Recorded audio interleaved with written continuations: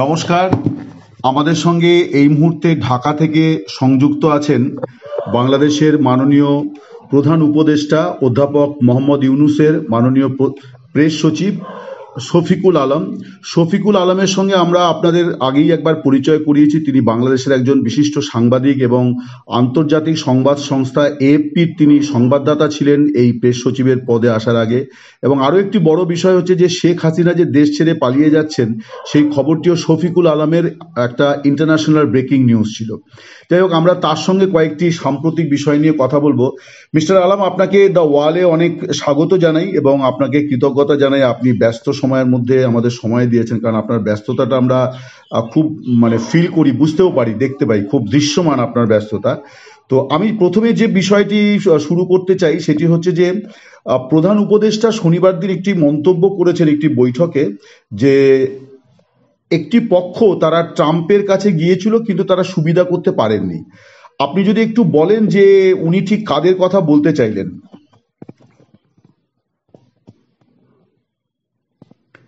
Hello. আপনারা দেখবেন যে আমাদের এখান থেকে তো অনেক ক্যাম্পেইন হচ্ছে, পতিত স্বৈরাচারের অনেকে তো এরকম একটা অনেক ধরনের ফেক নিউজ ছড়াচ্ছে, মিস ইনফরমেশন ছড়াচ্ছে। তারা দেখাতে চাচ্ছে যে তারা ট্রাম্প অ্যাডমিনিস্ট্রেশনের সাথে খুব ক্লোজ, এবং ট্রাম্প অ্যাডমিনিস্ট্রেশনের কাছে তারা বাংলাদেশের বিষয়ে অনেক ধরনের মিথ্যা কথা বলে তারা কিছু অ্যাডভান্টেজের চেষ্টা করছে, নেওয়ার চেষ্টা করছে। এবং এই জিনিসগুলো তারা যে ধরনের মিথ্যাচার করছে সেটাকে থেকে ফায়দা লুটার একটা ইয়ে ছিল। তো ট্রাম্প তো স্পষ্ট জানিয়েছেন যে ইউএস এর ডিপ স্টেটের কোনো রোল বাংলাদেশের ইয়েতে ছিল না।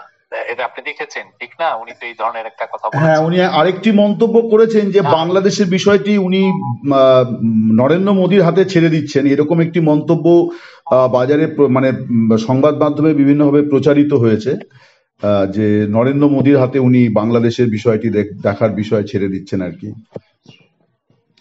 আমরা মনে হয় এটাকে, এই জিনিসটাকে অনেক ধরনের মিস ইন্টারপ্রিটেশন হচ্ছে। আমি আপনাকে আবারও বলবো যে আপনি বিষয়টা একটু নতুন করে শুনবেন, শুনে তারপরে আপনি এই বিষয়টাকে, আমার মনে হয় যে এটা আপনি যেভাবে ইন্টারপ্রেট করছেন সেটা হয়তো ওইভাবে না, মিডিয়ায় যেভাবে এসছে আমি সেটাই আপনাকে বললাম।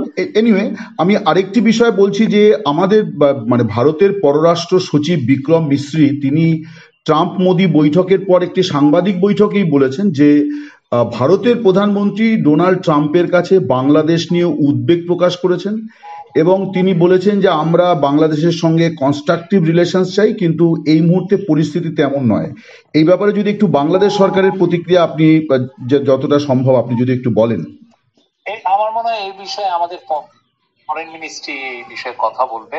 আমাদের তো রেগুলার প্রেস ব্রিফিং হয়, সেখানে এই বিষয়ে তারা কথা বলবে। আমি এই বিষয়টা কথা বলতে চাচ্ছি না, বিকজ এটা ফরেন মিনিস্ট্রির এখানে স্পোকসম্যান আছে, আপনি যদি তার সাথে কথা বলবেন ওনারা এটার উপরে কথা বলবেন। একটু বাংলাদেশের অভ্যন্তরীণ বিষয়ে আসি। আপনাদের একটা বড় অভিযান চলছে যেটাকে আপনারা অপারেশন ডেভিল হান্ট বলছেন। তো তাতে একটা বড় গ্রেপ্তারের সংখ্যা আমরা দেখছিলাম, প্রায় 1004-এর বেশি মানুষ গ্রেপ্তার হয়েছেন।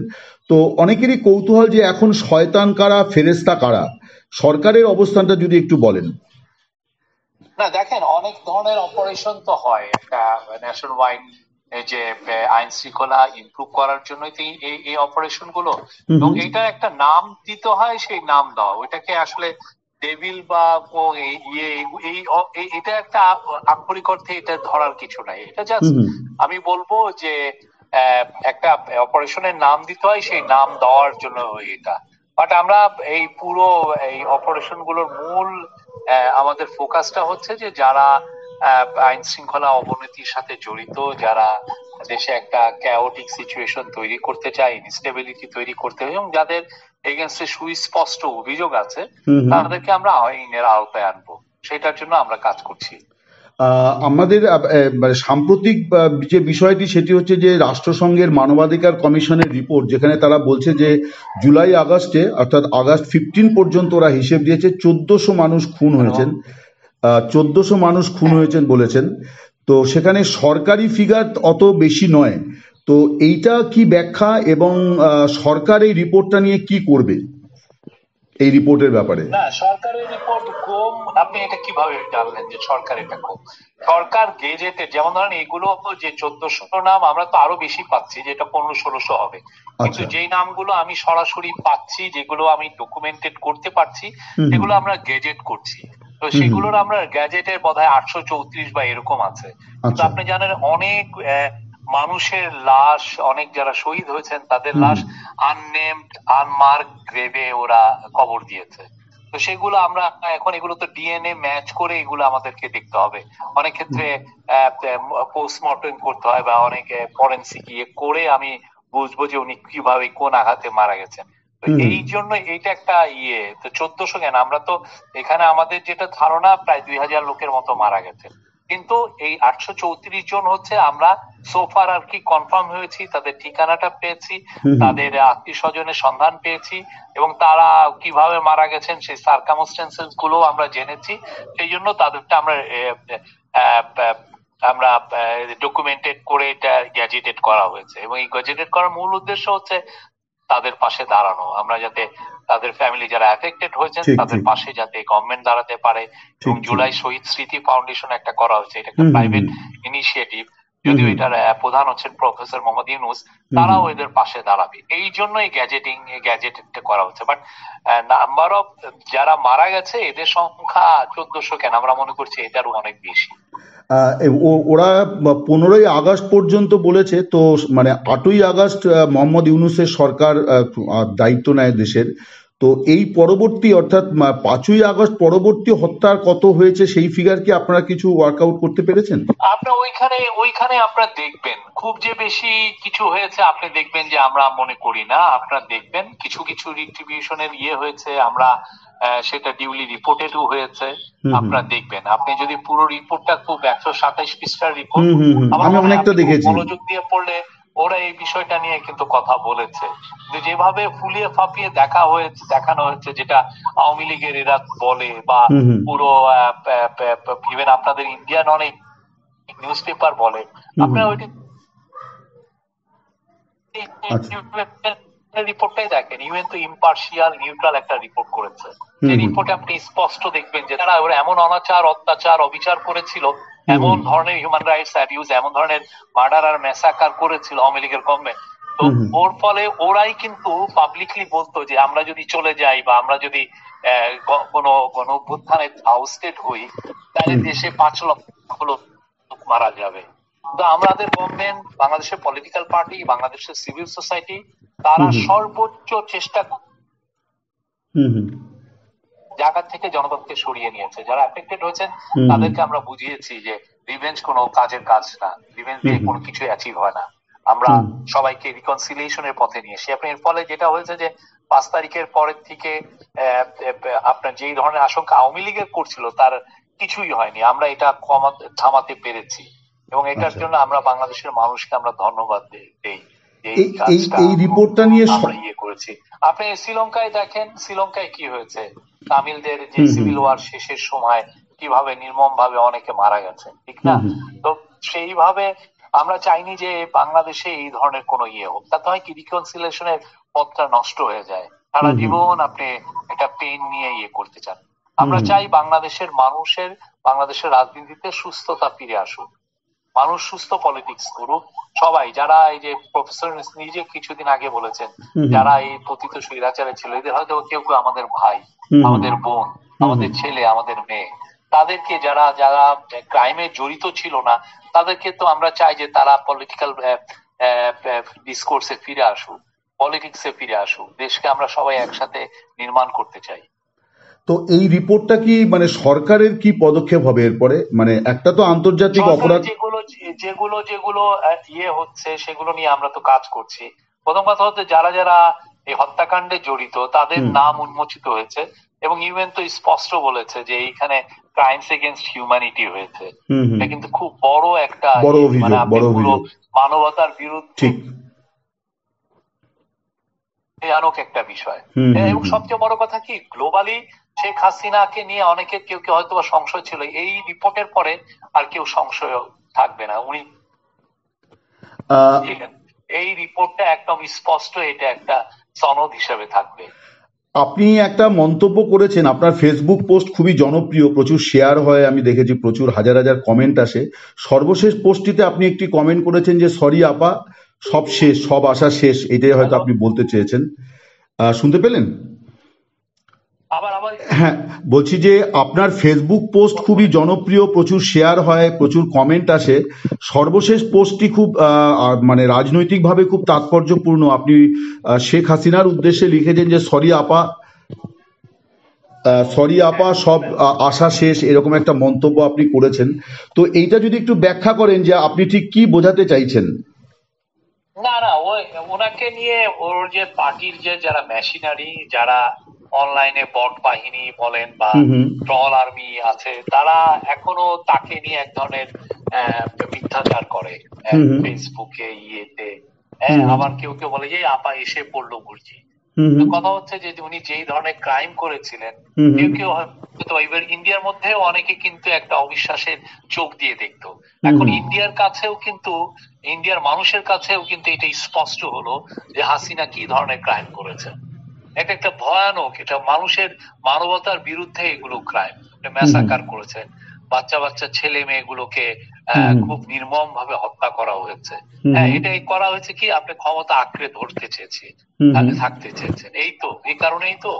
তো হুম ফলে এখন এর ফলে যেটা হচ্ছে যে ইউএন রিপোর্টের পরে হুম হুম পৃথিবীর কারো পক্ষে আর তার পাশে দাঁড়ানোর কোনো সুযোগ থাকলো না। কেউ বলতে উনি পারবে তো না ভারতেরই যে না আশ্রয়ে রয়েছেন, কিন্তু উনি তো ভারতেরই আশ্রয়ে হ্যাঁ। রয়েছেন, উনি তো ভারতেরই আশ্রয়ে রয়েছেন। না, এখন আমার মনে হয় যে এই রিপোর্টের পরে হুম পুরো হুম ইন্ডিয়া জুড়েও এক ধরনের রেকর্ডিং আসবে, হুম হুম ইন্ডিয়ার মিডিয়ার অন্তত, যে তারা বুঝবে যে শেখ হাসিনা আসলে কি। হ্যাঁ, শেখ হাসিনা, অনেকে বলতে চান যে ইন্ডিয়া তো দালাই লামাকে এও আশ্রয় দিয়েছে, কিন্তু হুম হুম দালাই লামা তো দালাই লামা। ঠিক দালাই লামার হাতে তো আর রক্ত নেই। ঠিক। উনি রিলিজিয়াস লিডার, একজন খুব শান্তির বাণী প্রচার করেন। হুম আর হুম এখানে আরেকজন, ওনার কম্পেয়ার, তার সাথে কম্পেয়ার করা মানে হচ্ছে দালাই লামার প্রতি অসম্মান করা। স্বৈর শাসক বলে কথিত এরশাদ রাজনীতিতে ফিরে এসেছিলেন এবং প্রায় 2 দশক উনি রাজনীতি করেছেন পরবর্তীকালে বাংলাদেশে। হ্যাঁ, না, আমি সেটাই বলছি যে আপনি তো শেখ হাসিনার ব্যাপারে একটি শেষ কথা বলে দিয়েছেন যে না, কোনো। সে সে সে স্বৈরশাসী এরশাদের বিষয় যেটা ছিল, হুম হুম এরশাদের আপনার ডিক্টেটরশিপকে এখন হিস্টোরিয়ানরা হুম একটা বিনাইন ডিক্টেটরশিপ হিসেবে দেখেন। আচ্ছা। আপনি যদি তার পুরো 9টা বছর আপনি দেখেন, হুম হুম 9টা বছরে কিন্তু খুব মার্ডারের কোনো তেমন একটা রেকর্ড নাই। হুম খুব হুম বেশি মার্ডার হয়েছে, হিউম্যান রাইটস অ্যাবিউজের যেগুলো হচ্ছে, যেটা হচ্ছে এটা একটা করাপ্ট রেজিম ছিল। মানুষের সিভিল লিবার্টিস কম ছিল, ফ্রিডম প্রেসটা এফেক্টেড ছিল। হুম হুম কিন্তু যে লার্জ স্কেল মার্ডার, একটা বাচ্চা 4 বছর ছেলেকে মেরে ফেলা হুম বা হুম এগুলো, বা প্রোটেস্টারদের, উনি যখন দেখলেন যে স্ট্রিট প্রোটেস্টটা অনেক বেশি হয়ে যাচ্ছে, হুম উনি কিন্তু তাড়াতাড়ি কুইট করে ফেললেন। হুম উনি হুম এটাকে কিন্তু ব্রুটালি সাপ্রেস করেন নাই। এবং জেলে হ্যাঁ, চলে এবং গিয়েছিলেন। আপনি যদি মার্ডার, হ্যাঁ, আপনি যদি মার্ডার গুলো দেখেন সব হুম মিলিয়ে, নোন মার্ডার যেগুলো আমরা দেখি, যেমন হুম অপূর্ব সেনিয়া বা ডক্টর মিলন, হুম হুম দীপালি সাহা, হুম হুম হ্যাঁ, এই যে এগুলো আপনি দেখবেন যে হ্যান্ডফুল, হুম 7, 8, 10 জনের বেশি হবেও না।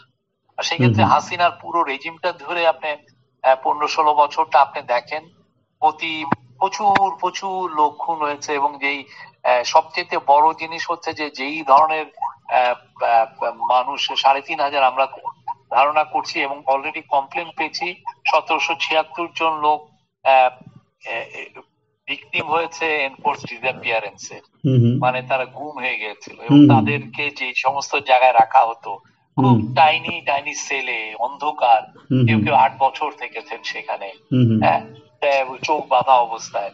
তো সেইগুলোতে মানে একটা মানুষকে আপনি আপনি আপনি যে আপনার এনিমি, তাকে আপনি কি করতে পারেন না, আপনি বলতে পারেন যে তুমি আমার বিরুদ্ধে কনস্পাইরেসি, আপনি তার বিরুদ্ধে একটা কেস দিতে পারেন যদি হুম সেরকম এভিডেন্স থাকে। হুম তো হুম তাকে আপনি কি করলেন, আপনি তাকে নিয়ে যে আপনি ইয়েতে পুড়িয়ে রাখলেন, কি জানো, আপনি আয়না ঘরে। তাকে আয়না ঘরে পুড়িয়ে রাখলেন, কি হুম হুম ভয়াবহ। তো এই জিনিসগুলো তো তার সবার সামনে আসছে এখন।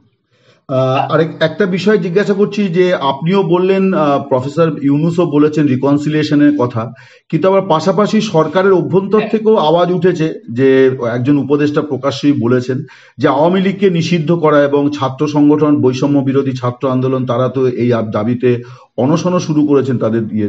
তো এই ব্যাপারটাতে সরকারের অবস্থানটা কি? মানে রাজনৈতিক দল তো তাদের মতো করে অবস্থান এখানে সরকারের অবস্থানটা খুবই স্পষ্ট। সরকার মনে করে এই ডিসিশনটা বাংলাদেশের পলিটিক্যাল পার্টি, বাংলাদেশের জনগণ নেবে। আমরা তো ইন্টারিম গভর্নমেন্ট, আমরা এরকম ডিসিশন চাপিয়ে দিতে পারি। যেমন ছাত্রলীগের নিষিদ্ধ আমাদের দ্বারা এখানে হয়েছে, বিকজ ছাত্রলীগের এগেনস্টে তারা বাংলাদেশে ইনস্টেবিলিটি তৈরি করা হয়েছে, এবং তারা ছাত্র হয়েও তারা অনেকগুলো কিলিং এর সাথে জড়িত ছিল, সুস্পষ্ট এভিডেন্স ছিল। আর আওয়ামী লীগের বিষয়েও অনেক সুস্পষ্ট এভিডেন্স আছে, বাট এটা যেহেতু একটা বৃহৎ দল, মনে বলেন থাকতে। হ্যালো, হ্যাঁ হ্যাঁ শুনতে পাচ্ছি। হ্যাঁ, বৃহৎ দল। তো এই বিষয়ে আমাদের একটা অবস্থানটা খুবই স্পষ্ট, সেটা হচ্ছে যে বাংলাদেশের মানুষ, বাংলাদেশের জনগণ আওয়ামী লীগের বিষয়ে তারা তারা ডিসিশনটা দিবে না, কিন্তু আমি বলছি যে সরকারের তো একটা মানে পলিসি ডিসিশন থাকে, সেটা হয়তো জনগণের সঙ্গে মিলবে বা মিলবে না, আমি সেইটা একটু জানতে চাইছিলাম। আমাদের পলিসি ডিসিশনই হচ্ছে যে এটা জনগণ, বাংলাদেশের মানুষ, বাংলাদেশের পলিটিক্যাল কিন্তু প্রধান বিরোধী দল বিএনপি তারা এটা চাইছে না। আপনি নিশ্চয়ই মির্জা ফখরুলের এটাই তো একটু তারা সবাই মিলে ওরাই বুঝবে যে তারা আসলে কি চায়, পলিটিক্যাল স্পেস আওয়ামী লীগের জন্য কি করতে চায় সেটা তারাই ডিসিশন নিবে। আমরা যেটা মনে করি যারা যারা হত্যাকাণ্ডে জড়িত না, যাদের কোনো ধরনের হিউম্যান রাইটস অ্যাবিউজের সাথে জড়িত না, যারা পলিটিক্স, অবশ্যই তারা পলিটিক্সে ফিরে আসা উচিত। সবাই বাংলাদেশে আমরা একটা সবাই মিলে একটা নতুন বাংলাদেশ তৈরি করতে চাই। বাংলাদেশের একটি ঘটনা নিয়ে সাম্প্রতিককালে একটু মানে দেশের বাইরেও আলোচনা হলো, ভারত সরকারও প্রতিক্রিয়া দিল। আপনি নিশ্চয়ই দেখেছেন যে 32 নম্বর ধানমন্ডির বাড়ি, তো ওই বাড়িটা তো ইতিহাসের স্মারক হিসেবে অনেকে মনে করেন। তো সরকার কি মনে করে? এবং যেটা দেখা গেল যে সরকারের কোনো মানে হস্তক্ষেপ সরকার করেনি, মানে সেনা পুলিশ কাউকে বলেনি যে এই বাড়ি ভাঙা বন্ধ করতে হবে। তো এই বিষয়টিতে সরকারের অ্যাকচুয়াল অবস্থানটা কি? এই বিষয়ে আপনি কই যাচ্ছেন? হ্যালো, হ্যাঁ হ্যাঁ বলুন বলুন। না, এই বিষয়ে আমাদের অবস্থান আমরা তো জানিয়েছি, আমরা 3-3টে স্টেটমেন্ট দিয়েছি। আমরা এই বিষয়টাকে বলেছি এটা অনভিপ্রেত, অনেক অনাকাঙ্ক্ষিত, এবং আমরা পরবর্তীতে আমরা সবাইকে বলেছি কোনো ধরনের কোনো ভাঙচুর ভ্যান্ডালিজমের জন্য আমরা এটাকে কন্ডেমও করেছি। হ্যাঁ আমরা দেখেছি একটু গভীর রাতে বিবৃতিটা সরকারের তরফে দেওয়া হয়েছিল, কিন্তু প্রশ্নটা যেটা হচ্ছে সরকার কেন এটা থামালো না আর কি, সেইটা যদি একটু আপনি বলেন।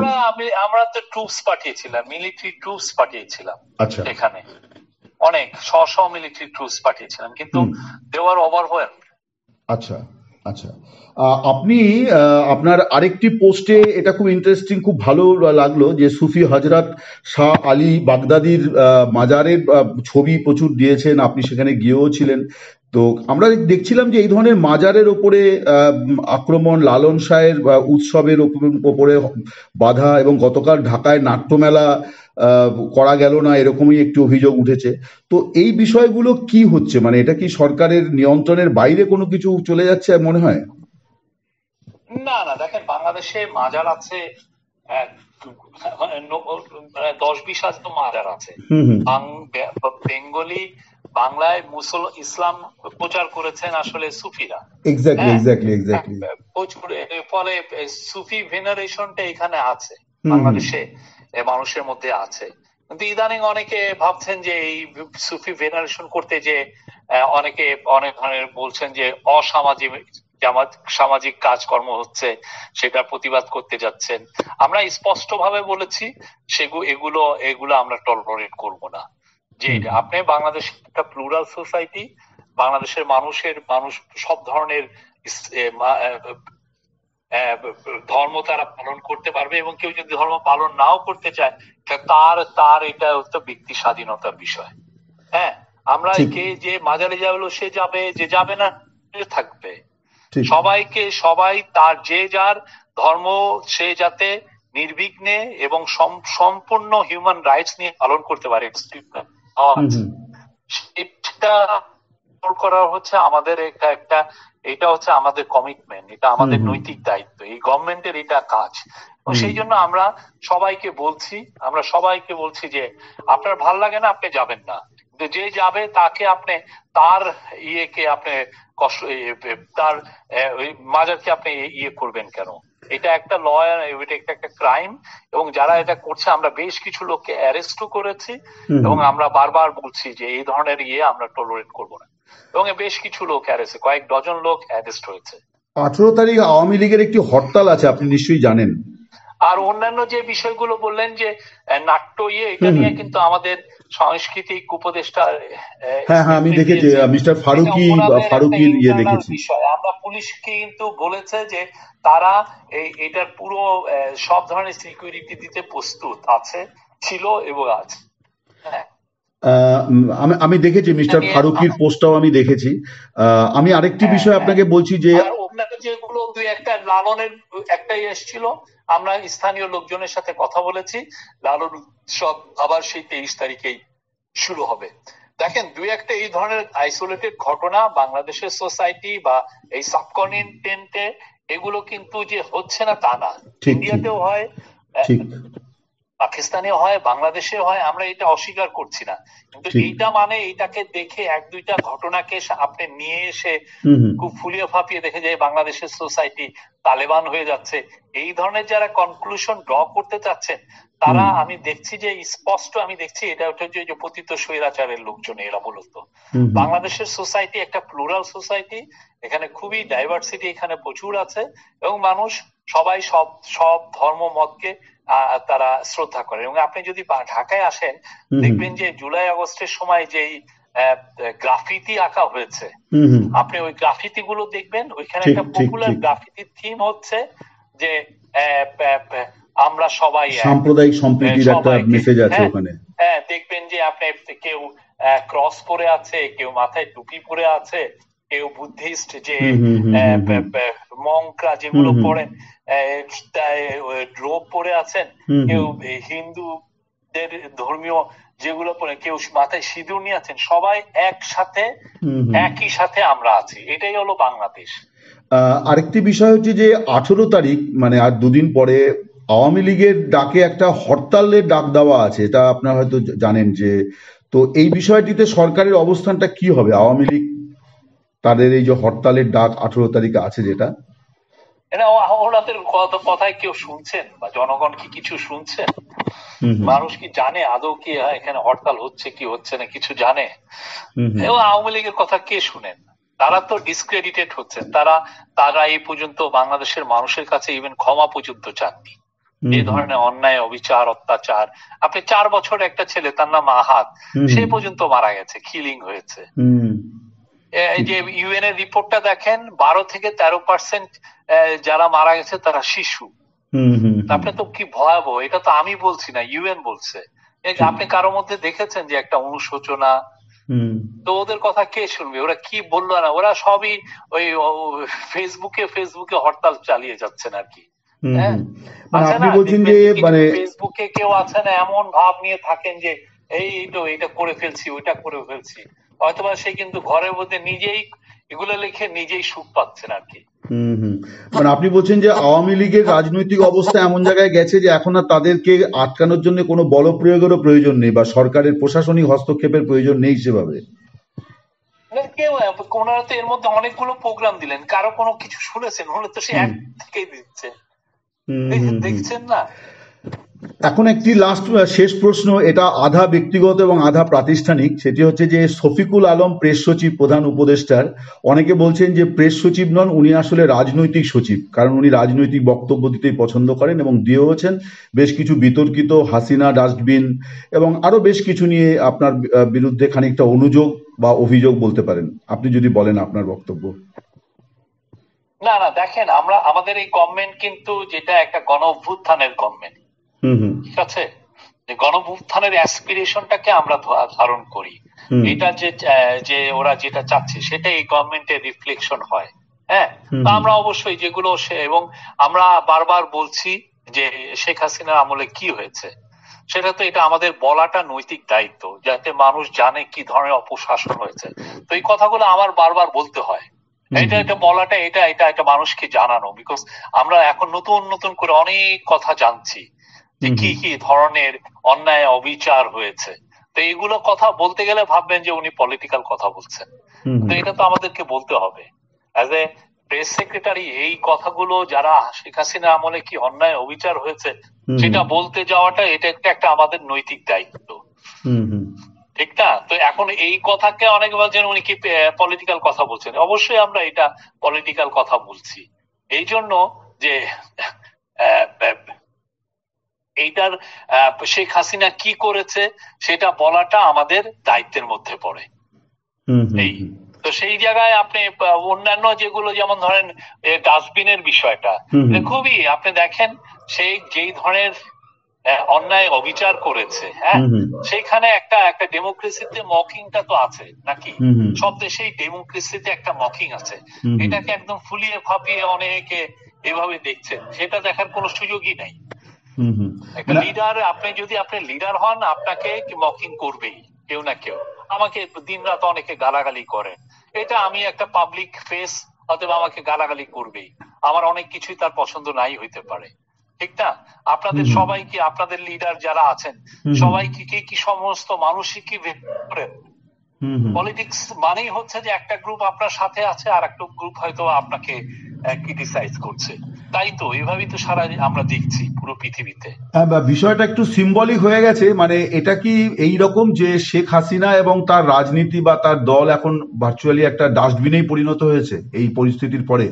না না, এই বিষয় না, যেটা আমি দেখলাম যে ওইখানে একটা ডাস্টবিন এরা করেছে, ওইখানে একটা বৈষম্য বিরোধী আন্দোলনের ছেলেরা ওরা এগুলো ইনস্টল করেছে। আমি কিছু না, ওইখানে আমি ওইটা দেখে আমি একটা ইয়ে দিয়েছি, এই জন্য আমি একটা এমন কিছু না এটা।